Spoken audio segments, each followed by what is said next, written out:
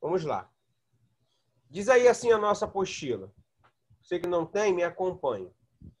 A região que denominamos mundo bíblico situa-se hoje nas regiões conhecidas como o Oriente Médio e o Mediterrâneo.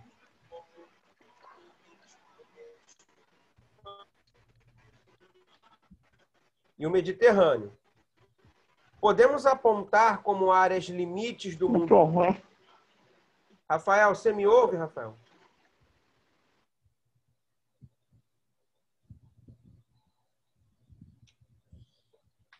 Podemos apontar como áreas limites do mundo bíblico a Península Ibérica, a Ocidente e o atual Iraque, tá? Ao Oriente. Os países que são encontrados hoje nessas regiões são Portugal, Espanha, França, Itália, Grécia, os diversos países balcânicos, Turquia, Egito, Israel, Jordânia, Líbano, Síria, Iraque, Irã, Arábia Saudita e vários países dos Emirados Árabes. Tá? O que isso quer dizer? Quer dizer que toda essa área ela está... Tá fazendo um barulho aqui.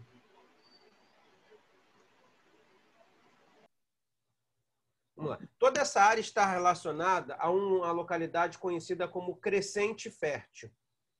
Tá, ok? Nós vamos trabalhar um pouco mais a ideia abaixo, mas o que era o Crescente Fértil?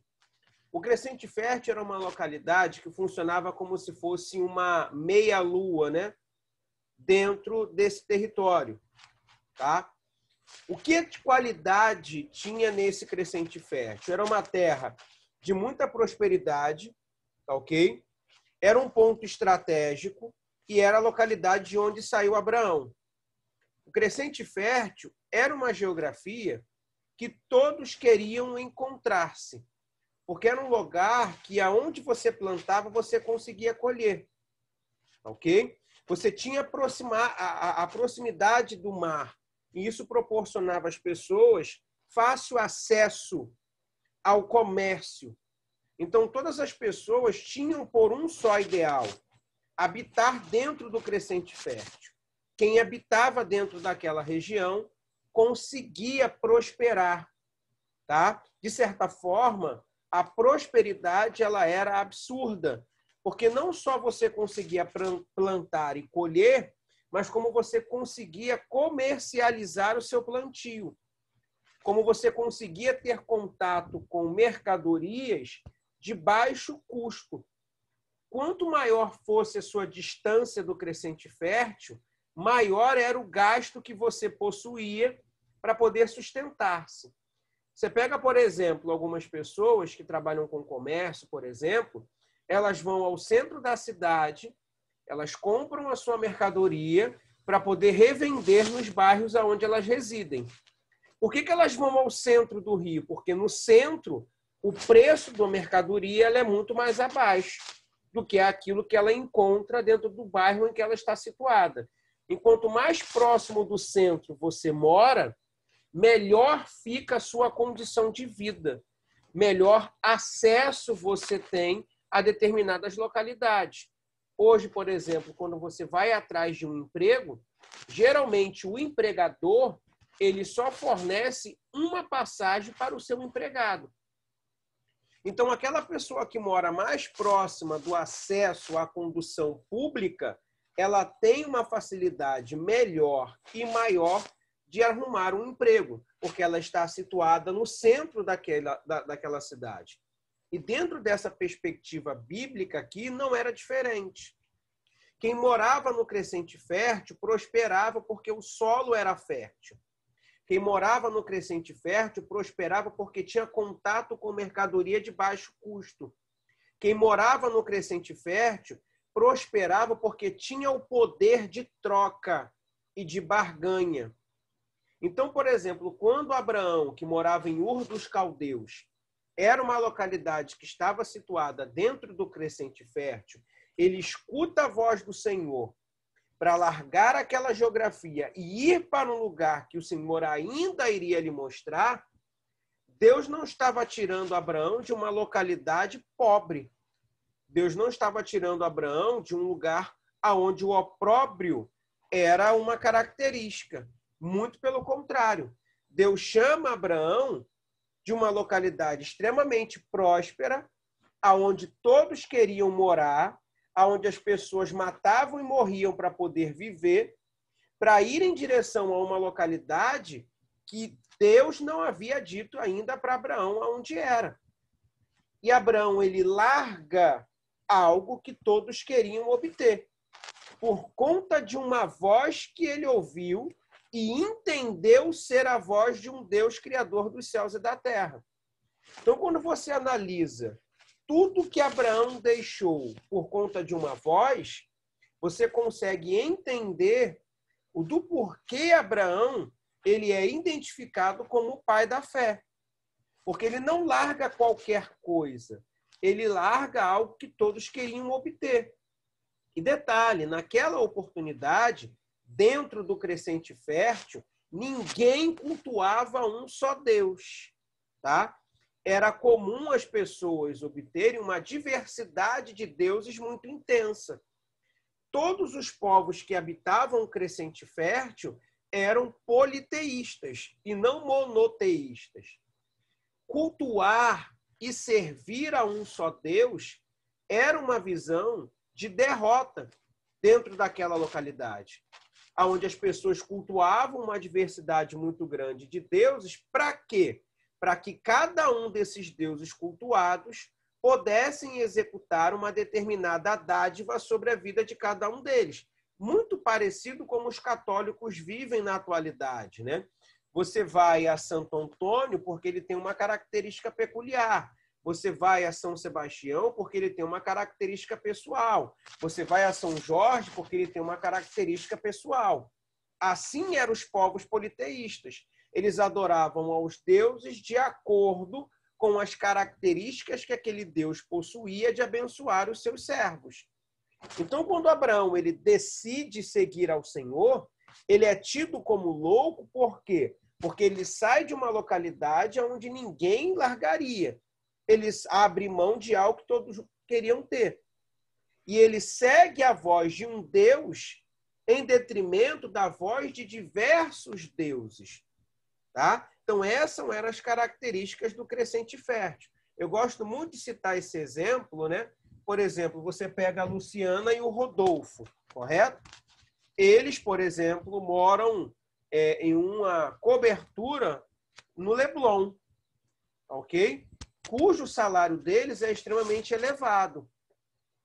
Um belo dia, já veio aqui, falou em dinheiro, ele apareceu logo, entendeu?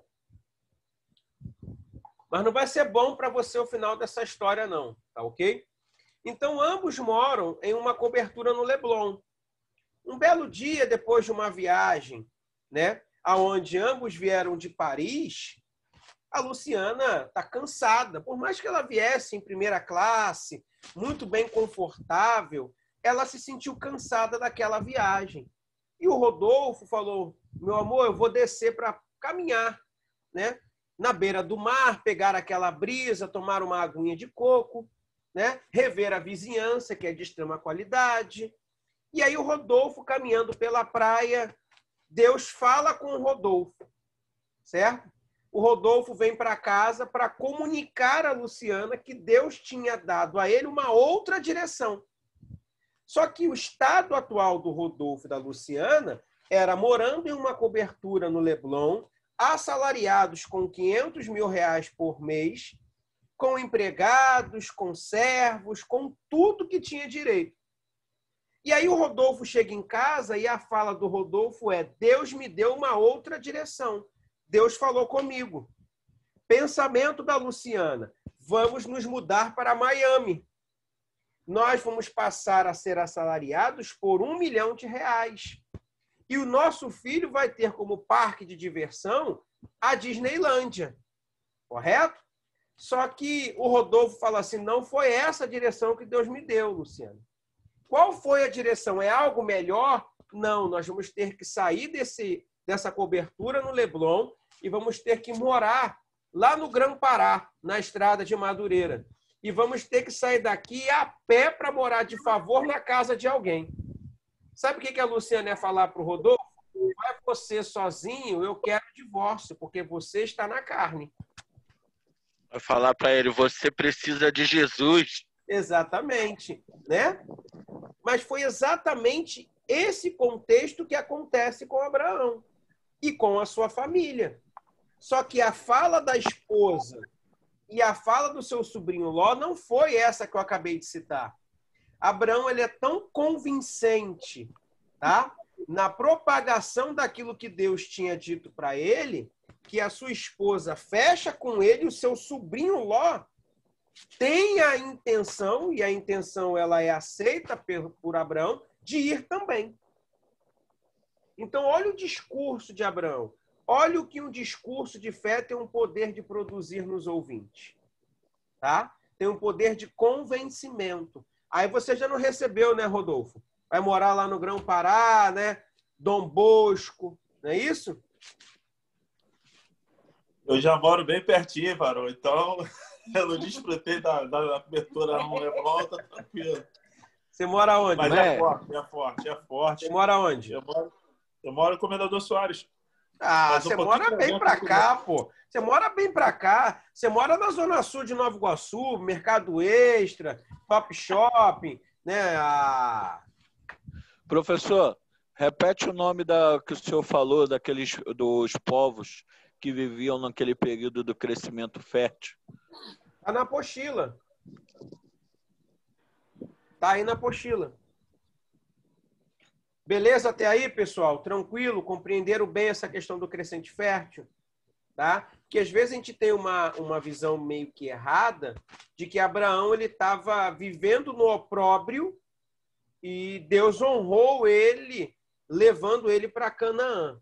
E não foi dessa forma, tá? Abraão ele vai ser peregrino em Canaã. E como peregrino, ele poderia prosperar, mas não poderia possuir terras. Então, ele está prosperando em algo que não é dele. É como alguém que aluga uma casa, né? Reforma ela todinha, coloca ela um brinco, mas ele sabe que aquela casa não é dele. A qualquer momento, o contrato de aluguel pode se encerrar, o locador não querer fazer a locação novamente e você preparou a casa para que outras pessoas viessem a morar. Você prosperou naquela residência, porém a mesma não é sua. Tá bom? Sigamos aí. Principais áreas do mundo bíblico. Citamos aqui a Mesopotâmia, não é isso? Meso, entre e Potamos, rio. Região marcada pela presença de 2 grandes rios que fertilizavam a região, tornando-a propícia para a agricultura. E aí nós temos o rio Tigres e o rio Eufrates. Como é que esse público ele prosperava tanto dentro do crescente fértil? Como é que esse público prosperava tanto dentro da Mesopotâmia? Prosperavam tanto por meio da valorização de 2 rios, o Tigre e o Eufrates. Então, a prosperidade, tá ok, pessoal? A prosperidade ela estava condicionada por meio da valorização ambiental. Tá? Então, não se tinha essa ideia de desvalorizar o meio ambiente. Se eles não cuidassem do meio ambiente, eles não teriam condições alguma de prosperar. Tá? Então, o cuidado, o zelo pela criação era muito importante. Porque, caso contrário, eles não conseguiriam obter êxito em nada daquilo que eles se propusessem a realizar. Hoje, por exemplo, a cristandade, né, principalmente a questão do cristianismo, nós não valorizamos tanto o meio ambiente. Pelo menos eu nunca vi, né, uma marcha para Jesus aonde igrejas fossem reclamar das autoridades públicas, né, o desmatamento, tá, dentro do nosso território. Eu nunca vi uma igreja se reunir para reclamar que naquele determinado bairro aonde ele reside não existe saneamento básico. Eu nunca vi igrejas se reunindo, bater na porta dos governantes para reclamar que o rio está poluído, ou acerca da despoluição da Baía de Guanabara. Eu nunca vi uma igreja ou uma comunidade se preocupar no plantio de árvores. Ah, mas Jesus vai voltar. Bom, estamos pregando que Jesus vai voltar há 2020 anos. Pode ser que ele volte hoje, mas pode ser que ele demore mais 1 milênio para retornar. Nós não temos a data do retorno de Cristo Jesus. Então, a nossa mentalidade, por vezes, ela é muito pequena dentro de alguns processos de valorização ambiental. Você vai dialogar, por exemplo, com o Egito torna-se uma das nações mais potentes de toda a história humana por meio da valorização de apenas um rio, que era o Rio Nilo. Por isso que eles ficam tão desesperados quando o rio se torna como cor de sangue, porque eles entendiam que com o rio poluído eles não teriam condições alguma de encontrar prosperidade.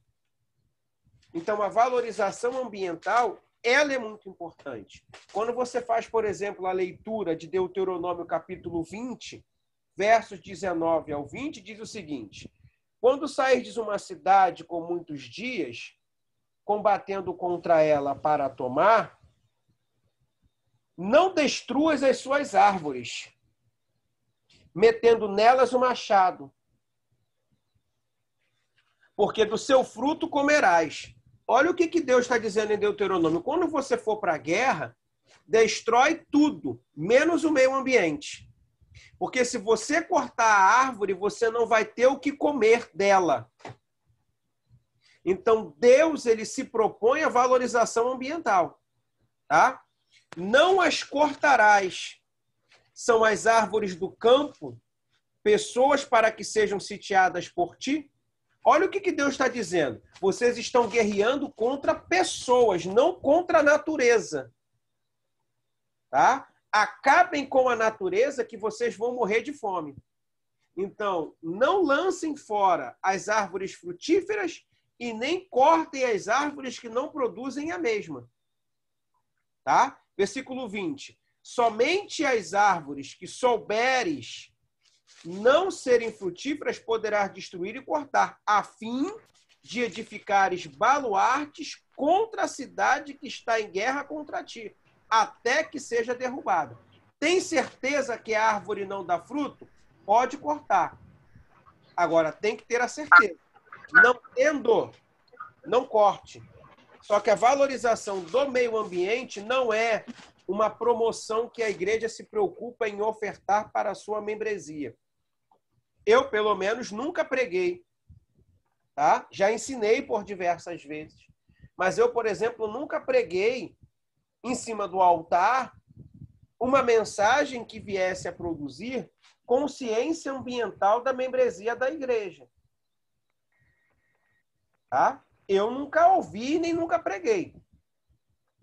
Nós não temos essa mentalidade. Nós não temos essa consciência. Tá? Todo final de ano, de dezembro a março, a casa de alguém é alagada por conta das fortes chuvas. Né? Nós vivemos em um país cujo saneamento básico ainda não alcançou a totalidade dos cidadãos. E aí como é que faz? Né? Dentro de uma questão ambiental, né? Quando o seu filho nascer, Rodolfo, que meio ambiente que ele vai encontrar? Extremamente poluído. Essa questão do meio ambiente, professor, aqui na minha casa eu tenho, de alguns meses para cá, junto com a minha esposa, eu tenho comprado e adquirido alguns tipos de planta para poder colocar aqui no quintal, para ver se pelo menos ele vê um pouco de mato no quintal, né? Que as pessoas têm destruído. Conheço principalmente meu irmão que tinha árvores frutíferas no seu quintal, cortou tudo porque as folhas sujavam o quintal e colocou concreto, colocou cimento. E automaticamente essa escassez de árvores, os passarinhos também não se aproximam do ambiente, né? Eu, por exemplo, eu tenho um aqui que por lei ele é liberado, né, para ser criado em cativeiro, para pelo menos ele ouvir o som, né, de um pio, de um passarinho e de alguma forma se aproximar disso. Meu filho é de 9 anos, ele é apaixonado por pássaros E de alguma forma ele acaba gostando também do verde, desse contato com a natureza. A área verde, a área de muito verde, ele ama. E, lamentavelmente, as coisas caminham para isso. Sim, você citou uma ideia muito interessante, porque você corta uma árvore e você só não danifica a vida humana, você também danifica a vida animal. Quando Moisés ele toca no Nilo, né, e o Nilo torna-se como cor de sangue, os peixes, eles morrem, correto? As rãs, elas têm o poder de pular e elas invadem a cidade. Por meio da invasão da cidade, por meio do odor, né, da morte dos peixes, o que vai surgir? Moscas. Por meio das moscas, picadas delas geraram furúnculos.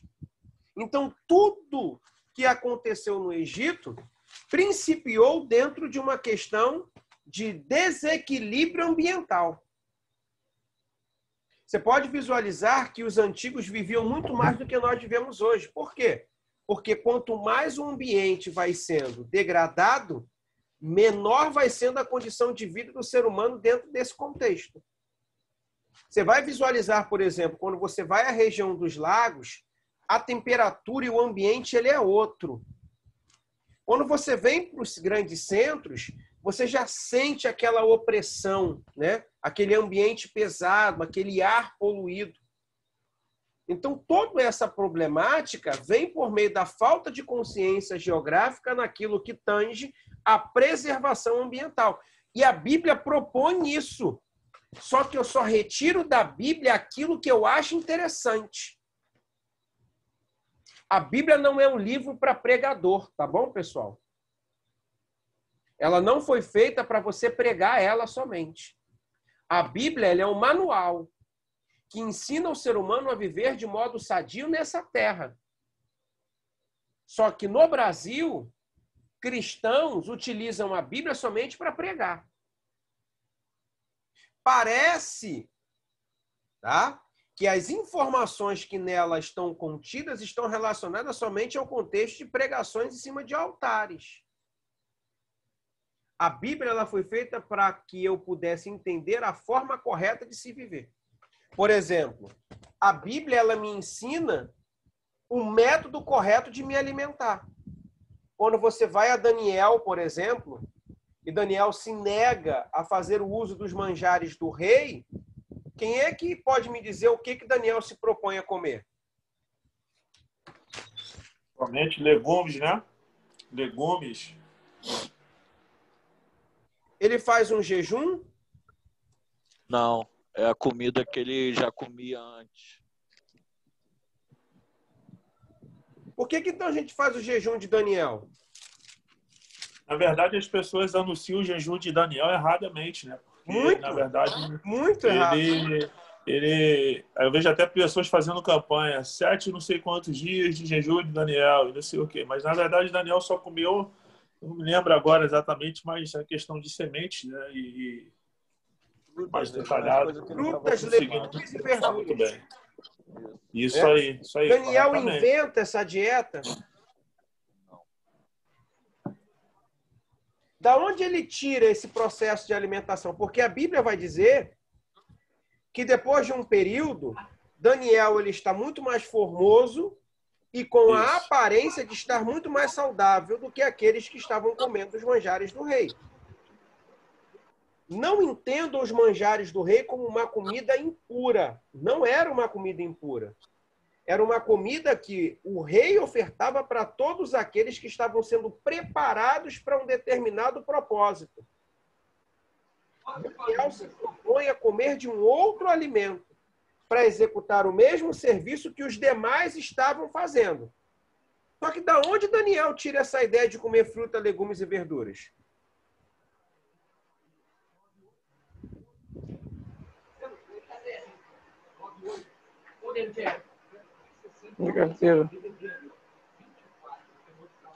Hein? Quem é que pode me dizer aí? Tu deixa eles, cara. Nada? E Deus manda ele não se contaminar com os manjares daquele povo? Não, Direção de Deus. não entendi, Caleb. Direção de Deus. Sim, foi uma direção de Deus. Pautada em quê? Que Deus manda ele não se contaminar com os manjares do povo. Não, não é isso. No princípio Caleb de que acertou 50% da resposta. Foi uma direção de Deus. Ele- Agora, a direção estava condicionada aonde? ele só comeria o que viria da terra, que Deus estava dando para ele. Isso está escrito em algum lugar, Caleb? Porque o que Deus tinha dado para ele comer?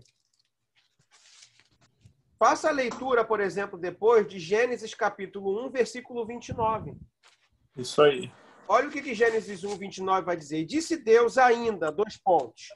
Tenho-vos dado das ervas que produzem semente e se acham sobre a face da terra, bem como todas as árvores em que há fruto que dá semente. Elas vos serão para mantimento. Então, o homem não foi feito para comer carne. O homem, dentro do seu processo de originalidade, ele foi feito para comer fruta, legumes e verduras. O problema é que Deus dá as ervas para os homens comerem. E hoje nós estamos fumando a erva, né? Os maconheiros, em vez de comer a erva, ele fuma a erva, né? E aí é o problema.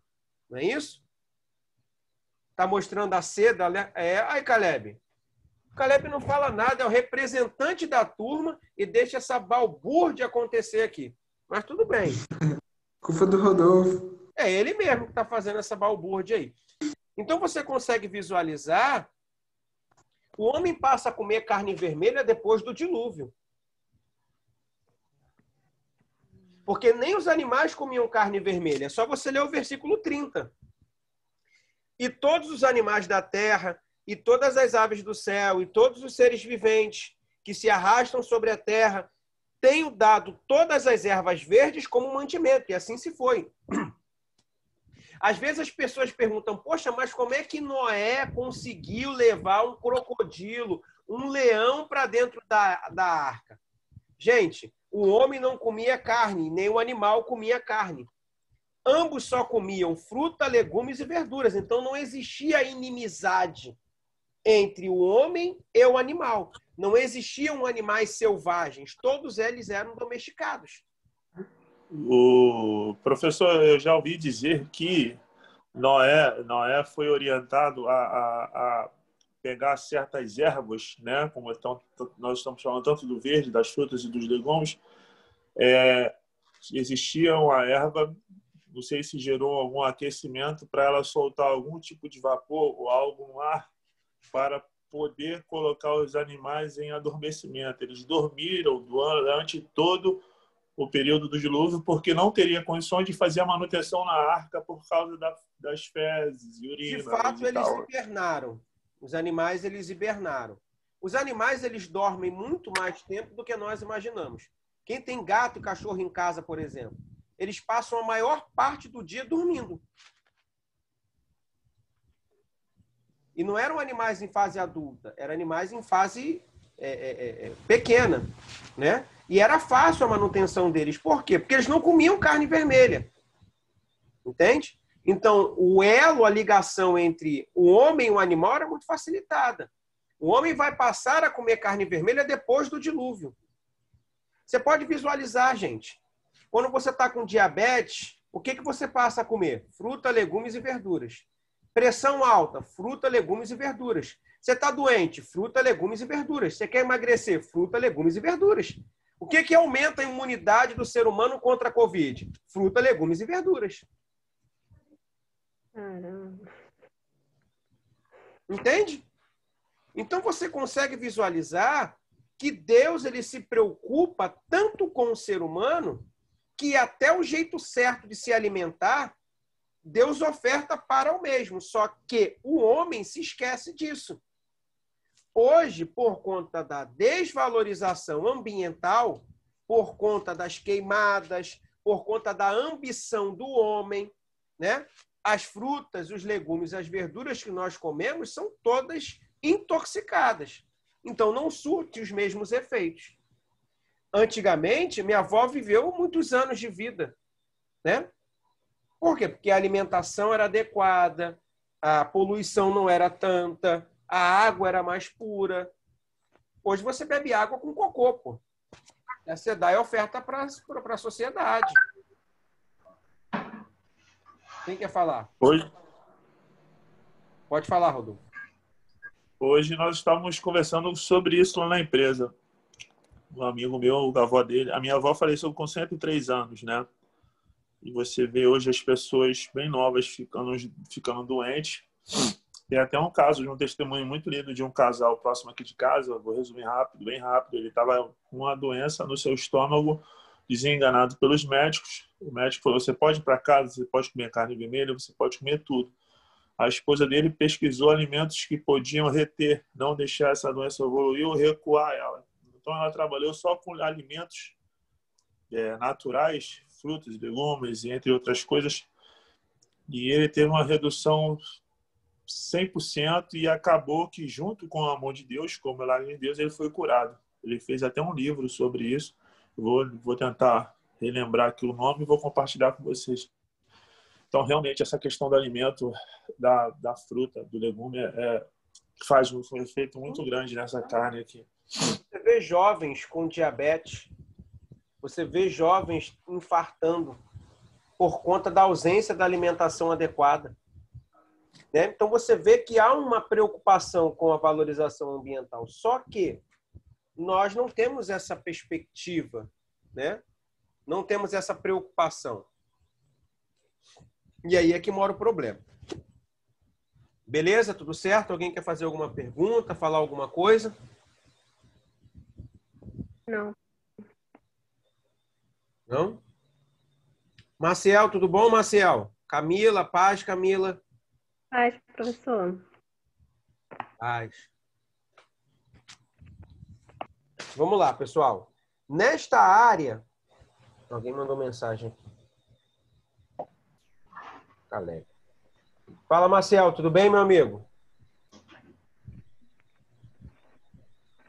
Tudo bem, professor. Graças a Deus, estou ouvindo aqui. O Rodolfo hoje está bem animado, hein? Tá, pá. Ele estava com a seda. Hoje guardou todas as aulas para falar. Ele estava com a seda na mão. Quando eu falei de fumar erva, ele pegou uma seda ali e começou a apertá-la. Isso aí não é convertido. Ah, tá explicado. Mas aí, professor, essa aí, eu acho que eu vou ficar pecando porque eu gosto de um contrafilé, cara. Não. Contrafilé me pega. Coma. Se estiver sangrando. Coma mesmo. Só que essa eu vou incluir nas minhas orações, irmão. O Senhor me perdoa. Me perdoa da picanha, do contrafilé. Exatamente. De Daniel. O Rodolfo agora, pessoal, ele fica nessa daí, né? Só que ele chorou em sala de aula porque estava se sentindo desviado. Você sabia disso? Vocês sabiam disso? Né? Quem amparou o Rodolfo foi a Luciana. Porque lembra disso, Max? O Max lembra, o Caleb deve lembrar, o Israel também. Primeiro mês de seminário, ele entrou lá no seminário, aí eu dando aula, aí ele chorou em sala de aula. Chorou em sala de aula, aí a Luciana ficou passando a mão na cabeça dele, assim, fica assim não, amor, fica assim não. Aí queria trancar a matrícula e tudo. Queria trancar a matrícula e amarra todinha aí. Mas o tema foi batismo com o Espírito Santo, batismo lembra? Com o Espírito Santo, foi exatamente. Quando a gente discutiu sobre batismo com o Espírito Santo e com fogo dentro da visão joanina, né? Que o fogo é a maldição e não a Não a benção. Né? A benção, aquele negócio. Ele chorou em sala de aula, pensou em trancar a matrícula, aí depois se confessou na aula, pediu perdão, né? Chorou. A Luciana ficou amparando, ele passando a mão na cabeça. Não faz isso não, meu filho. Todo mundo vendo aquele papel ridículo que ele fez na faculdade. Ridículo aquele papel. Agora tá com essa marra toda aí, ó. Fala aí agora, Rodolfo. Fala aí agora. Mediante a isso tudo, professor.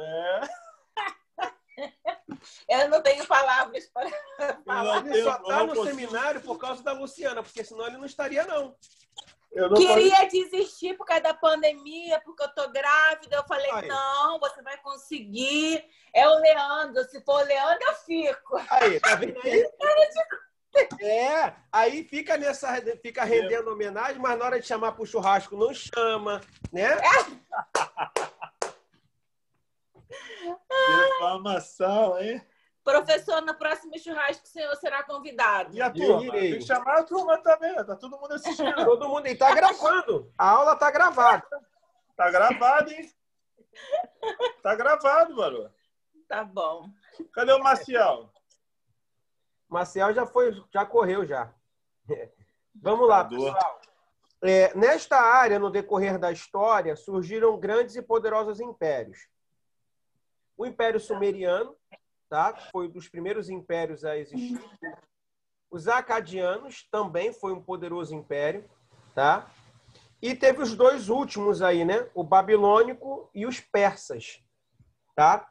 O Império Babilônico, quando você estuda ali a história de Israel, quando você tem contato, por exemplo, com os profetas maiores e os profetas menores, vocês têm contato um pouco melhor com o Império Babilônico e com o Império Persa, né? Vocês sabem bem que o Império Babilônico ele vai conduzir o Reino do Sul, que era representado pela tribo de Judá e a tribo de Benjamim, a um cativeiro de 70 anos, tá ok? E você vai visualizar que os persas são os conquistadores dos babilônicos, né? O Império Medo-Persa, por exemplo, ele vai ser muito visualizado através do livro de Esté e pela autorização que esse governo concede de retorno dos judeus para Jerusalém para reconstruir a cidade, o templo e os muros. Então você vê os babilônicos retirando esse público, levando os cativos, e os persas autorizando o retorno dos judeus para a reconstrução da cidade, dos muros e do templo. E você visualiza ainda o livro de Esté, aonde o governo persa está sob o controle daquela população. Vocês sabem bem que nem todos retornam para Jerusalém, né, após o cativeiro babilônico. A maioria permanece, tá, sobre o governo dos persas. Você visualiza isso quando lê o livro de Esté. Tá bom? Rafael, quer falar alguma coisa, Rafael?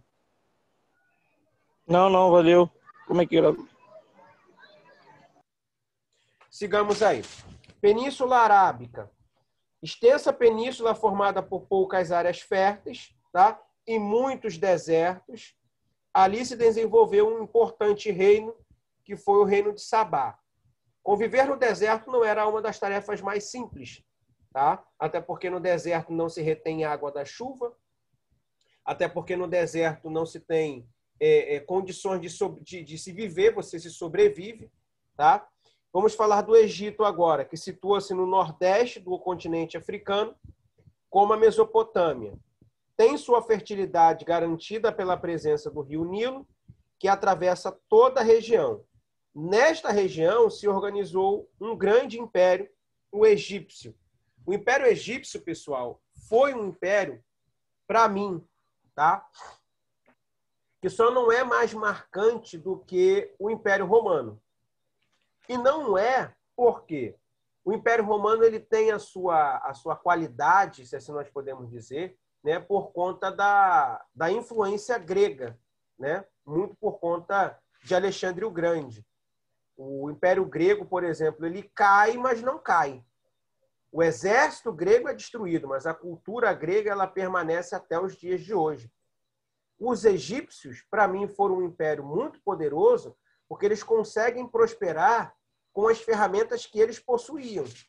Então, eles vão valorizar o ambiente, que era o Rio Nilo, vão plantar, vão colher, vão vender, vão reter, vão administrar muito bem os recursos financeiros, tá? Porque você visualiza ali que quando José ele assume o governo, ele tem a capacidade de nos ensinar de que forma eu faço para poder prosperar. Tá?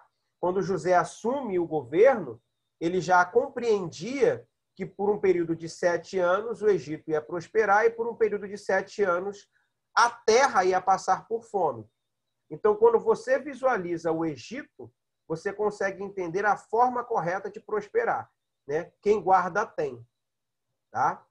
O Egito também vai ser um influenciador muito intenso dentro do calendário que nós possuímos. As pessoas dizem que o nosso calendário é um calendário gregoriano, tá? Mas não é.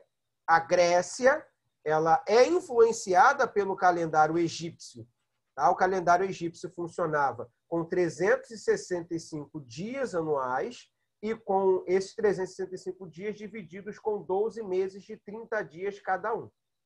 Tá? Então, até dentro desse contexto, nós somos influenciados pelos egípcios. Outra perspectiva que os egípcios influenciaram muito a sociedade mundial foi na questão da medicina. Tá? Os egípcios foram muito intensos na prática da medicina. Tá? Então, eles influenciaram muito bem toda uma sociedade. Então, eles cresceram absurdamente. Eles prosperaram absurdamente porque eles controlavam muito bem a essência que eles possuíam. Tá bom? Dúvidas, pessoal? Perguntas aí?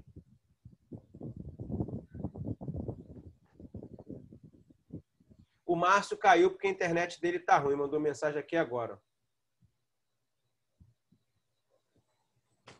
Vamos lá. Canaã. Região estratégica por seu caráter de passagem entre as diversas regiões do mundo bíblico. Reunia a Síria e também a Palestina. Ok? Se você quiser ter uma descrição boa de Canaã, só lê lá, se eu não me engano, o Salmo 104. Deixa eu fazer uma leitura aqui para ver, para não ficar somente nas minhas palavras. Mas Canaã, ele tinha 3 características muito interessantes. Tá?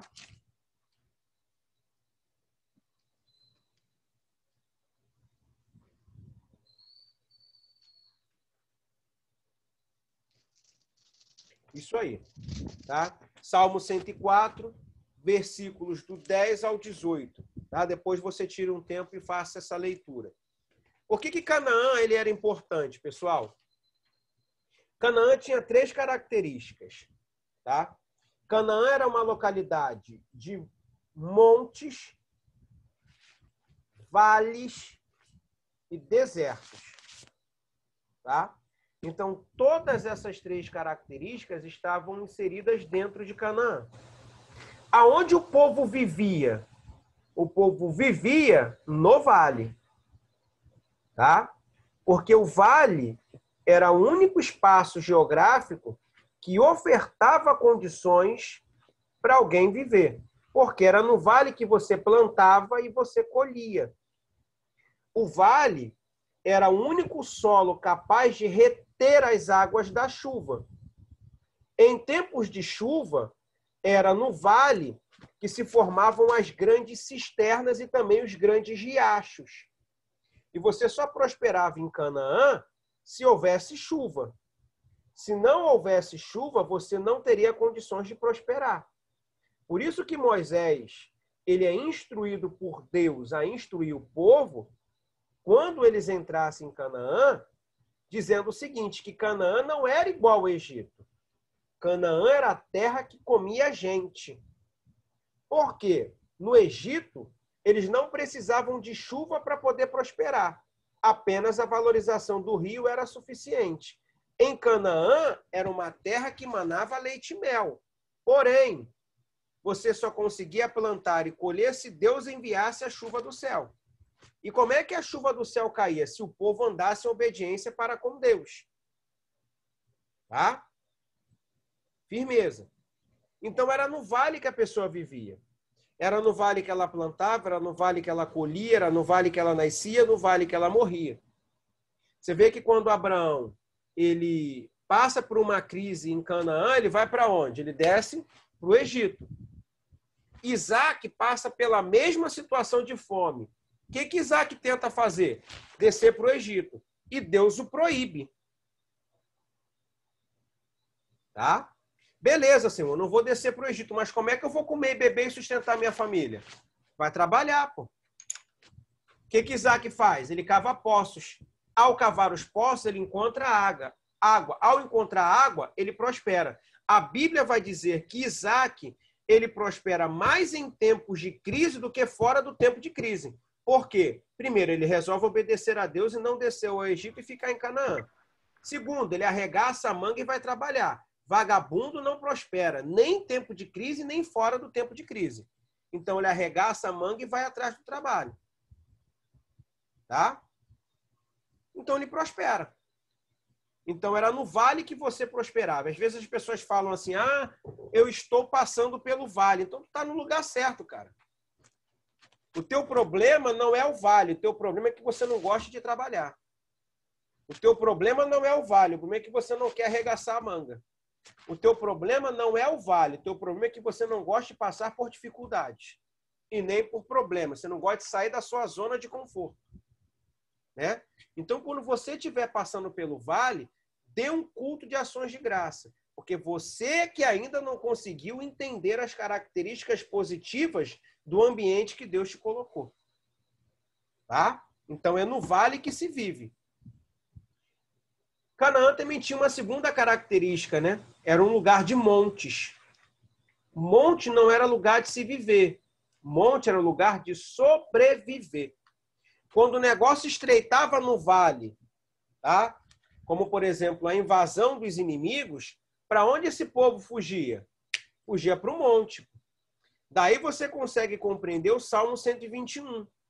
Né? Eu olho para os altos montes e me pergunto, de onde me virá o socorro? O próprio salmista se responde, o meu socorro vem do Senhor que criou os céus e a terra.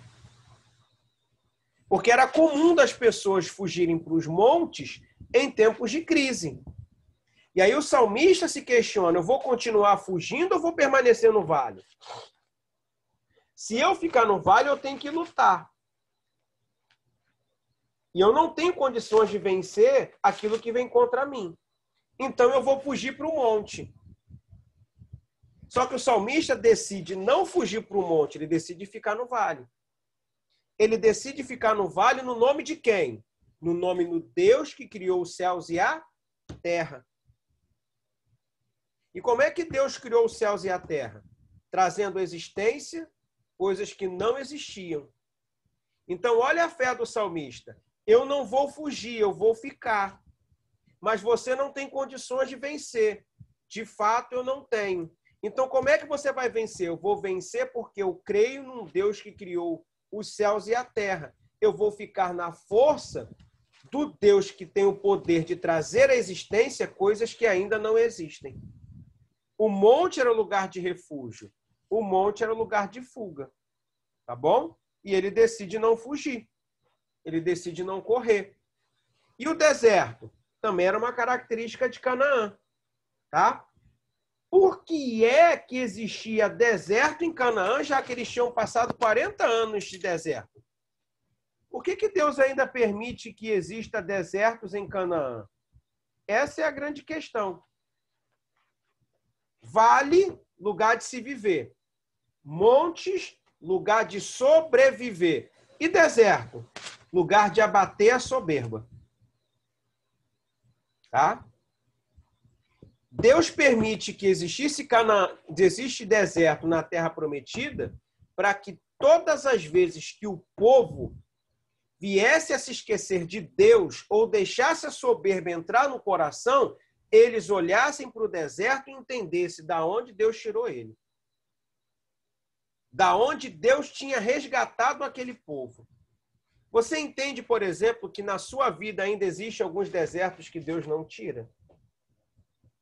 Sabe por quê? Porque quando você acha que é alguém, você olha para o seu deserto e você passa a entender que você não é ninguém sem Deus. Por isso que tem desertos que Deus não tira. Tem espinho da carne que Deus não arranca. Para você compreender que você não é nada sem Deus. Você não passa de um trapo de imundícia, o cocô do cavalo do bandido. Quando é que eu peco contra Deus? Quando eu deixo de olhar para o meu deserto. Quando é que eu me afasto de Deus? Quando eu deixo de olhar para o meu deserto. Por isso que o deserto não é tirado da terra prometida. Porque sem deserto, nós não somos nada e nem ninguém. Pegaram aí? Beleza? Perguntas, dúvidas, questionamentos?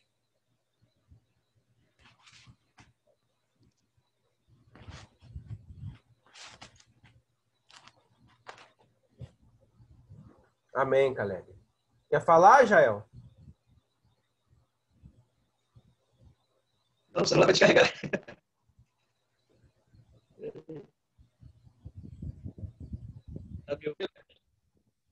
Tá picotando. Seu som tá muito ruim, Jael. Você não deu dízimo, não. Entendeu? Como pastor, você não deu dízimo. Aí o inimigo está se manifestando aí, roubando a sua voz.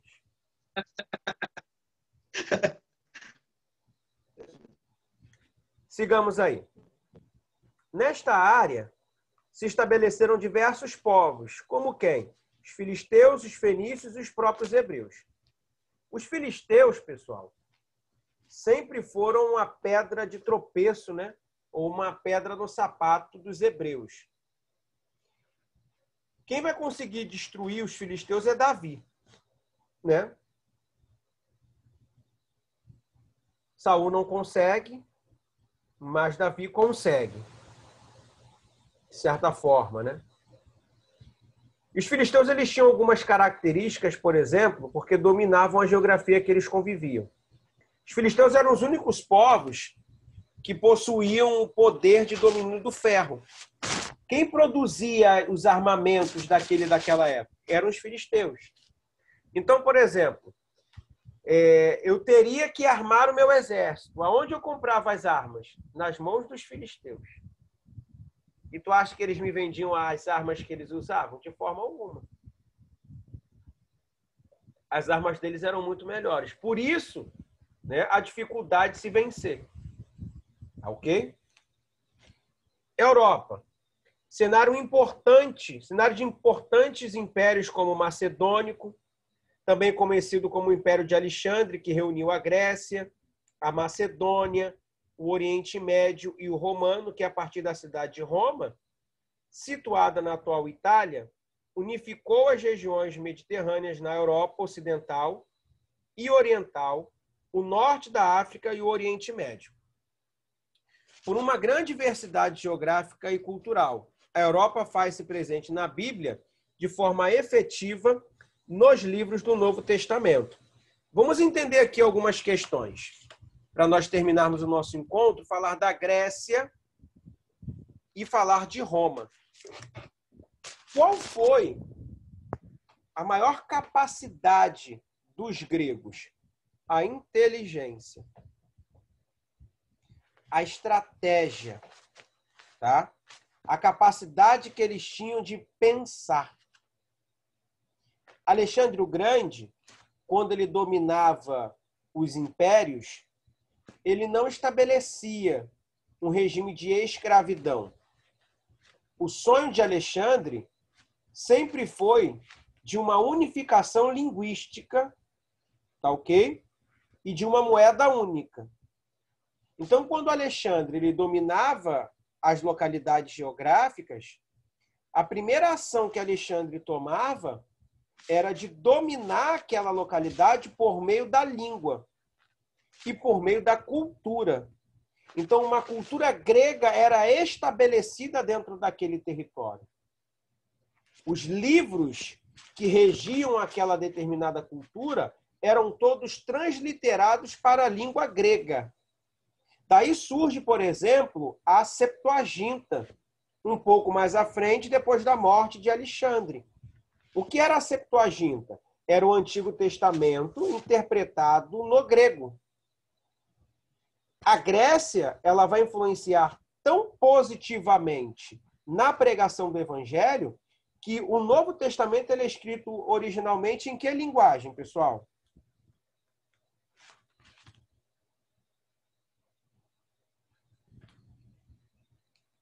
No grego, tá? Quando Cristo ele vem à Terra, quando os apóstolos vêm à Terra, há uma facilidade na propagação do Evangelho. Que facilidade é essa? Uma só língua, a grega. Então existe essa facilidade, tá? A língua grega ela perpetuou até os tempos do Império Romano, até hoje. Até hoje, a cultura grega nos influencia, positivamente e negativamente. O Jesus Louro, por exemplo, que vocês como imagem é uma influência grega. Tá? Segundo alguns estudos, né, Jesus ele não tinha nada daquilo. Como é que Isaías apresenta o Messias? Como um ser feio, né? Um ser sem forma, sem beleza. Bem parecido com Rodolfo. Tu tem a cara de Jesus, hein? Quando você quiser chamar alguém de feio de modo educado, tu fala assim, rapaz, você tem a imagem de Cristo, né? Aí deixa ele pensar que você está elogiando ele. Depois você vai lá e lê o texto de Isaías, cara. Né? Depois que ele foi embora, tu fala assim, quando tu chegar em casa, varão, leia o texto de Isaías. Você vai entender que você é a imagem de Jesus, varão. Você tem a face de Cristo Jesus. Quando ele chegar em casa, vai ver que ele é horroroso. Feio para dedéu.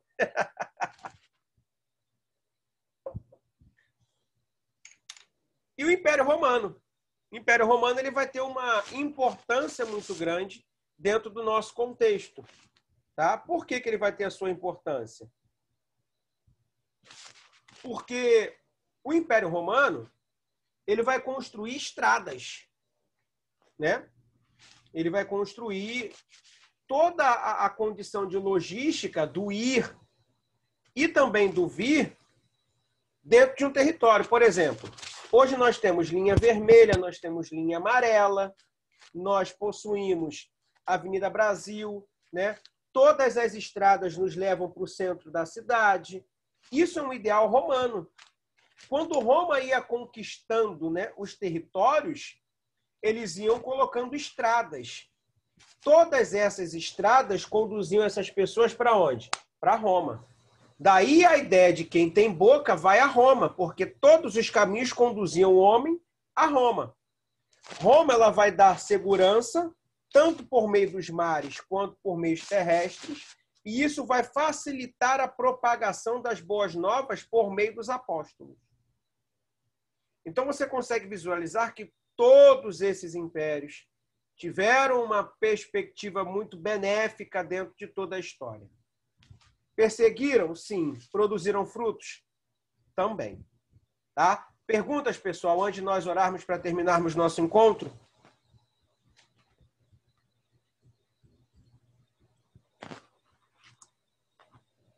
Alô?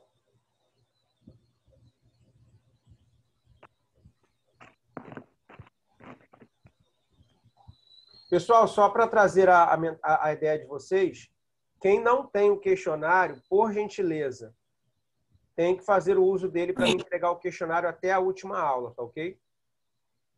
Então, até a última aula tem que me entregar o questionário. Tá? Na segunda-feira, a nossa aula vai ser pela plataforma do Google, tá? Eu vou gravar a aula e irei inserir a mesma lá. Na quarta-feira que vem, nos encontraremos pelo Zoom. Tá? Então, na segunda-feira, não teremos encontro pelo Zoom, e sim pela plataforma. Eu vou colocar o vídeo lá, vocês vão assistir. Beleza, pessoal? Tranquilo? Quer falar mais alguma coisa, Rodolfo? A Bíblia vai dizer que nós somos imagem de Cristo, imagem e semelhança de Cristo, hein, varão? Eu estou olhando para você agora aqui, ó. Que Cristo lindo, hein? Ó o Max, ó o Maciel, Jesus, ó o Jael. Imagina, varão. Ah, beleza. Você, varão. Caleb. Imagina o Caleb. Deixa esse mistério quieto, varão. Tá cheio de pecado todo mundo.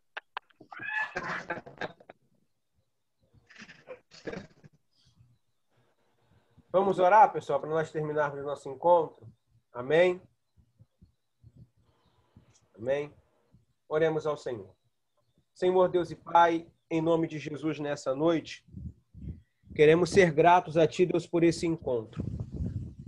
Senhor, em nome de Jesus, nós queremos pedir a Ti que o Senhor nos conceda um fim de noite de paz, de descanso, aonde nós venhamos ter condições de renovar as nossas forças, para que amanhã um novo dia se iniciará e com ele as nossas forças também.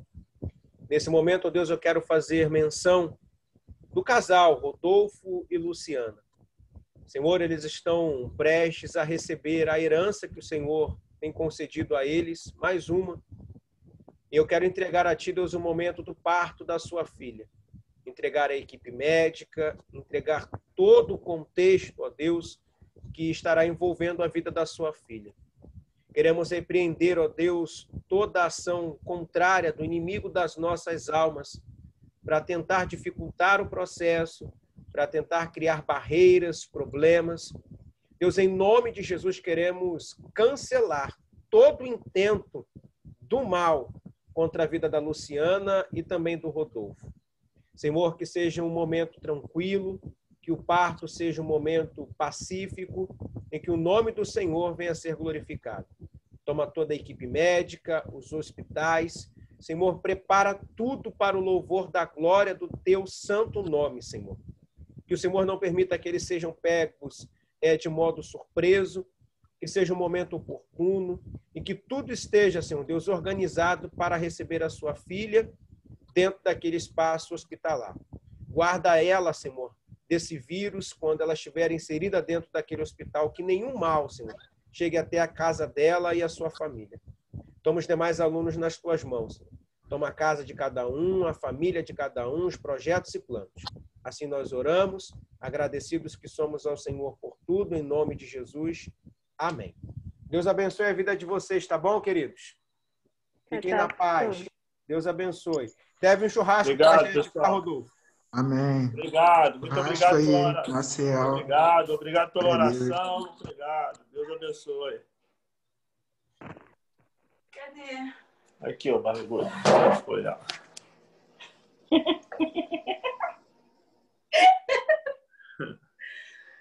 Ai, agora ele caiu no chão.